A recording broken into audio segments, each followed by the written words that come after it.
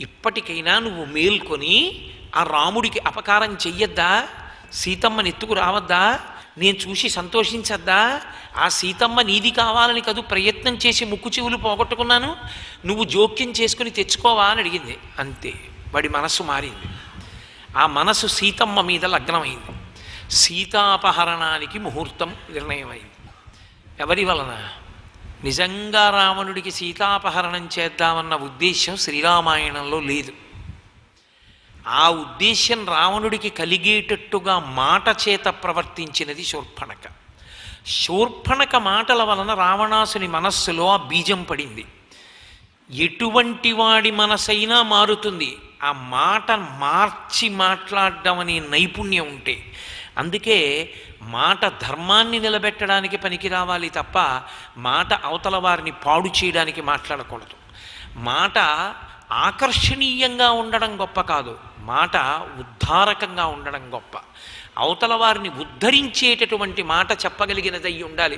అందుకే శంకర భగవత్పాదులు సౌందర్యలహరి చేస్తూ శరజ్యోత్స్నా శుద్ధాం శశియుత జటాజూట మకుటాం వరత్రాసత్రాణ స్ఫటిక గుటికా పుస్తకరాం సకృన్నత్వా నత్వా కథమివ సతాం సన్నిధదతే మధుక్షీరద్రాక్షా మధురి మధురీణా ఫణితయ అంటారు. సకృన్నత్వా నత్వా, మంచి హృదయము కలిగిన వాడు ఒక్కసారి నీకు నమస్కరిస్తే తేనె పాలు ద్రాక్ష పళ్ళు ఎలా ఉంటాయో అంటే జీర్ణశక్తిని తేలికగా పొంది అవి జీర్ణమై మనిషికి శక్తినిస్తాయి. అలా అవతల వారిని ఉద్ధరించగలిగినటువంటి మాటలు మాట్లాడగలిగినటువంటి నైపుణ్యము మంచి హృదయము కలిగిన వాడు ఒక్కసారి నమస్కరించినా తల్లి శారదా నువ్వు కటాక్షిస్తావమ్మా అన్నారు. మాట అవతల వారిని ఉద్ధరించడానికి మంచికి పనికి రావాలి, అవతల వారి దుఃఖాన్ని తొలగించడానికి పనికి రావాలి, రెచ్చగొట్టి అశాంతి కల్పించడానికి పనికి రాకూడదు. శూర్పణఖ మాట తీరు మీరు చూస్తే తళుక్కున మెరిసింది ఒక్కసారి శ్రీరామాయణ అరణ్యకాండలో. ఒక్కసారి శూర్పణఖ మాట్లాడిన మాటల యొక్క ప్రభావం ఎంత దూరం వెళ్ళిపోయిందంటే లంకా పట్టణం అంతా నశించిపోయింది. పుత్రమిత్ర కళత్రాదులతో నేల కొరిగిపోయాడు, లంక కాలిపోయింది. సీతమ్మ తల్లి దాదాపు 1 సంవత్సరం పాటు కంటి వెంట బాష్పధార కారుస్తూనే ఉంది. అంతటి ధర్మాత్ముడైన రామచంద్రమూర్తి పర్వత గుహలో పడుకుని బాధపడుతూనే ఉన్నాడు, కళ్ళ నీరు కారుస్తూనే ఉన్నాడు. లక్ష్మణస్వామి తల్లదిల్లిపోయాడు. అంత పెద్ద మహాయుద్ధం జరిగింది, సముద్రానికి సేతువు కట్టవలసి వచ్చింది. ఇంత జరగడానికి కారణం, ఇంతటి మహావృక్షం పెరగడానికి కారణం కేవలం శూర్పణఖ మాటల యందు నిక్షిప్తమయ్యింది. బీజస్యంతరివంకురో జగదిదం ప్రాంగ్ నిర్వికల్పం పునః మాయా కల్పిత దేశకాల కలన వైచిత్ర చిత్రీకృతం అంటారు శంకరాచార్యుల వారు.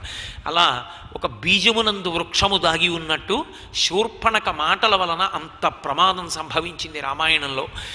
మాట ఎంత ప్రమాదకరంగా ఉంటుందో మనకు అర్థం అవుతుంది. బయలుదేరాడు రావణాసురుడు, సీతాపహరణం చెయ్యాలని నిర్ణయించాడు. సీతాపహరణం చెయ్యడానికి తాను రాముని ఎదుర్కొనలేనని, రామలక్ష్మణుల ముందు తాను నిలబడలేనని రావణునికి తెలుసు. అందుకని వాళ్ళని మాయపుచ్చడం కోసమని మారీచుడిని ఆశ్రయించాడు. మారీచుడి దగ్గరికి వెళ్ళి ఉన్న విషయాన్ని మార్చి ప్రతిపాదన చేశాడు. రాముడు మహాపాపాత్ముడు, చెయ్యకూడని దుండగములు చేశాడు, తండ్రి రాజ్యము నుంచి వెళ్ళగొట్టాడు, అరణ్యానికి వచ్చిన రక్త పిపాస తీరలేదు, ఏ పాపం చెయ్యని ఖరదూషణాదుల్ని 14,000 మందిని చంపాడు. ఇన్ని మాటలు చెప్పాడు.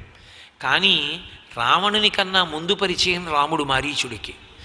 బాలకాండలోనే మానవాస్త్రం దెబ్బతిన్నాడు మారీచుడు. అందుకని అన్నీ విన్నటువంటి మారీచుడు రావణాసురుడితో జవాబు చెప్పబోతూ ఒక శ్లోకం చెప్పాడు. నేనైతే ఏం చెప్తానంటే మారీచుడు చెప్పినటువంటి ఆ శ్లోకాన్ని పిల్లలందరితోటి కూడా కంఠగతం చేయించాలి, కంఠస్థం చేయించి ఆ శ్లోకాన్ని తరచుగా చెప్తుండాలి. తల్లిదండ్రులు తరచుగా చెప్పాలి. పిల్లలకి సంస్కార వైభవం ఇవ్వగలిగినటువంటి అద్భుతమైన శ్లోకం. శ్రీరామాయణంలో పరమాద్భుతమైనటువంటి శ్లోకాలు మనం ఊహించనటువంటి వ్యక్తుల చేత ప్రతిపాదింపబడ్డాయి. సర్వం శ్రీ ఉమామహేశ్వర పరబ్రహ్మార్పణమస్తు. స్వస్తి.